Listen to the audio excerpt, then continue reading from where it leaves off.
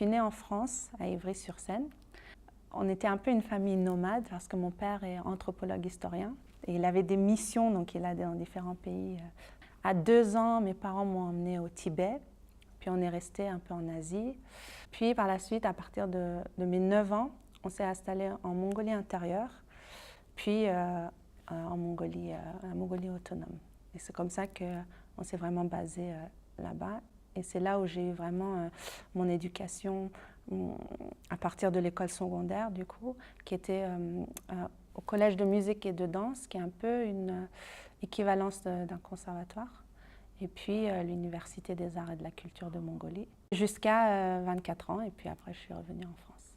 Ma mère est cantonaise, elle vient de Chine du Sud, de Canton, du coup. Et mon père est russe sibérien. Il n'y avait pas forcément de musiciens professionnels dans notre famille. Il y avait toujours cette ambiance très musicale à la maison. Alors quand on est allé en Mongolie intérieure quand j'avais 9 ans, c'est là où mon père, comme il était tombé amoureux de cette culture, il voulait aussi que sa fille, du coup, apprenne une partie de cette culture.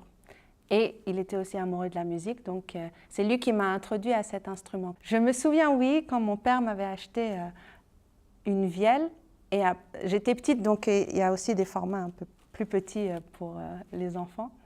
J'avais aucune idée de ce que c'était. C'était un instrument très curieux pour moi. Je ne sais pas si je suis entrée dedans directement, je ne peux pas dire ça en fait. Mais c'est par la suite, petit à petit, que tu tombes amoureux de l'instrument. Ça m'a pris un peu de temps, en tout cas, ce n'était pas direct.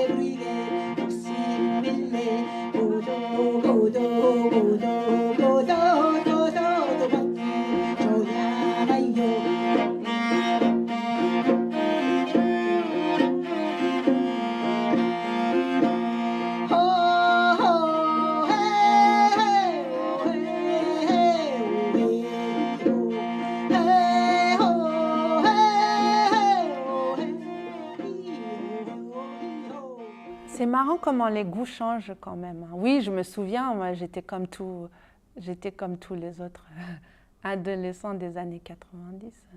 Maintenant, c'est la musique traditionnelle qui m'attire et c'est peut-être l'âge. Hein. Mais quand j'étais adolescente et que j'apprenais cette musique, c'est que quand j'étais au conservatoire et dans le cadre des cours et tout ça, que j'étais vers la musique traditionnelle. Et dès que je rentrais, j'y pensais plus en fait. Au conservatoire, on était 2 filles dans notre classe et le reste c'était des garçons qui faisaient le melrose. C'était plutôt un instrument d'homme. J'ai appris 6 ans à cette école, le collège de musique et de danse. En mongol, c'est Hukjumbuchkin College. En Mongolie, c'est quelque chose de très très fort. Tu ne peux pas trouver un Mongol qui ne connaît pas le melrose, c'est absolument impossible. Même s'il ne le joue pas, tout le monde le connaît. Et c'est comme une fierté en fait. La culture mongole, elle est tout le temps présente. Et même si on va vers la modernité, même si il y a beaucoup d'influences américaines, occidentales, la tradition est toujours derrière. Ça se jouait beaucoup chez les nomades. Et il y avait des musiciens itinérants, du coup. Ils avaient leur vielle et ils jouaient de famille en famille. Pour les cordes, traditionnellement, c'est du crin de cheval. On peut voir comme ça que c'est un bouquet de crin.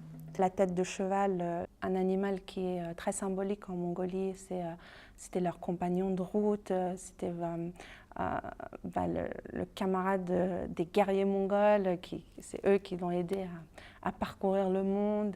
C'est vraiment un animal très très fortement lié à la culture mongole. Moi, je n'ai jamais appris à la tradition orale. Alors, je ne peux pas dire jamais parce que par la suite, je me suis rendu compte que ça se faisait comme ça. C'est vraiment... il y a vraiment une technique scolaire qui s'est installée dans le monde de la musique en Mongolie. Et du coup, quand j'étais petite et jusqu'à très tard, on a toujours appris avec des partitions, Pour moi, la musique, c'était forcément écrite, il fallait forcément apprendre la musique et tout ça. Et c'est quand j'ai rencontré ces bardes et ces musiciens, ou même les danseurs, qui n'ont pas appris dans une école forcément, et qui ont appris soit de bouche à oreille, soit vraiment autodidacte.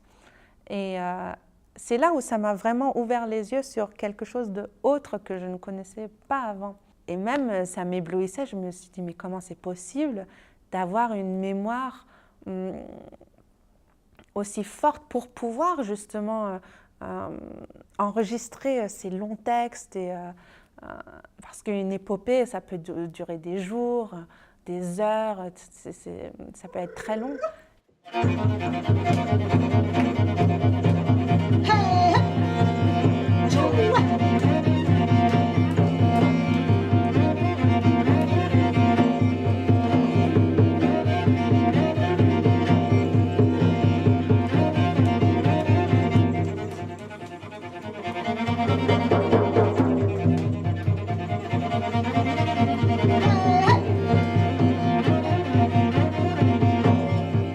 Je suis revenue en France à 24 ans, en 2008, pour continuer mes études en fait. À la base, je voulais faire des études d'ethnomusicologie, puis repartir en Mongolie. Finalement, je ne suis pas rentrée. J'ai fait des allers-retours, hein, mais je me suis dit, ok, bon, je vais rester un moment en France parce que c'est quand même intéressant. J'ai une amie, elle me dit, tiens, est-ce que tu connais les camps d'été qui s'appellent Ethno World? Ça m'a fait une bouffée de musique traditionnelle que j'avais jamais eu l'occasion de, même si je l'écoutais par exemple sur Internet ou à la radio et tout ça, ou sur des CD, j'avais jamais eu cette occasion de me baigner pleinement dedans. J'étais très coincée dans ma musique traditionnelle, c'est-à-dire que j'étais très trad, mais au final j'étais trop traditionnelle. En fait, j'avais absolument pas développé le côté impro et le côté jouer avec les autres. C'était tellement conservatoire, c'est-à-dire on a des partitions super compliquées et on est là vraiment à essayer de faire naître des virtuoses finalement. Ça aussi, ça m'a fait un truc parce que je ne m'étais pas rendu compte avant que j'étais dans cette situation-là en fait. C'est vraiment quand tu es dans le truc que tu te dis « Ah oui, en fait, je ne sais pas le faire ». C'est suite à ça que je me suis vraiment plus ouverte vers d'autres musiques. J'ai commencé à proposer des créations, du coup. Et là, par exemple, la toute récente, ça va être avec des danseurs de hip-hop et un musicien guitare électrique.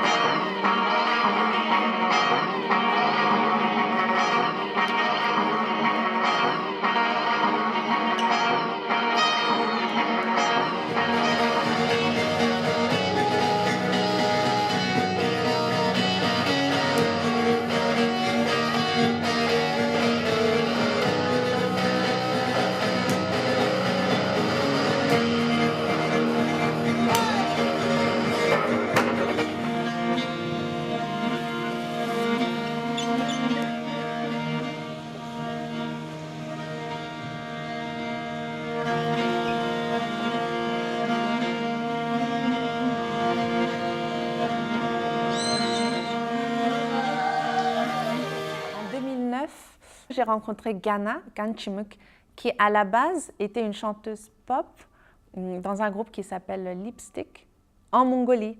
Donc ça veut dire que je la connaissais déjà, mais je l'avais vue à la télé et tout. Et c'était marrant de la voir en vrai en France. Elle s'était installée en France. Et là, on s'était dit, tiens, pourquoi pas créer, puisque toi aussi tu fais de la musique mongole et moi aussi, pourquoi pas faire un projet ensemble. C'est comme ça qu'on a créé ce duo Yisun. Et là, on fait vraiment de la musique traditionnelle.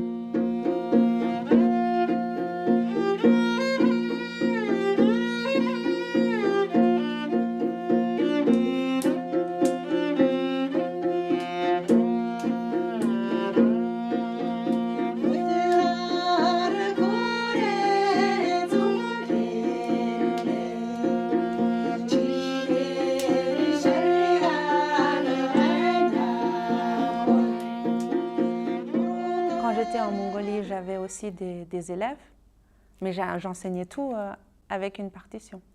J'avais mon livre et j'avais les notes, j'avais les feuilles de musique et j'écrivais à la main les exercices pour mes élèves. Et pour moi, c'était indispensable qu'eux, ils apprennent avec les notes. Et c'est en arrivant en France, voilà, déjà j'avais commencé à avoir cette notion, à la fin de mes études, cette notion de tradition orale. Mais je ne l'avais jamais encore vécu, juste je l'avais vu et j'avais fait des recherches dessus, mais moi-même, je ne l'avais pas vécu. Et c'est aussi le souhait des élèves en France, en fait. J'ai un autre élève aussi, qui est aussi parti en Mongolie maintenant. Et lui aussi, il voulait apprendre à la manière orale. C'est marrant parce que quand il est allé en Mongolie, du coup, bah forcément, il a commencé à prendre des notes.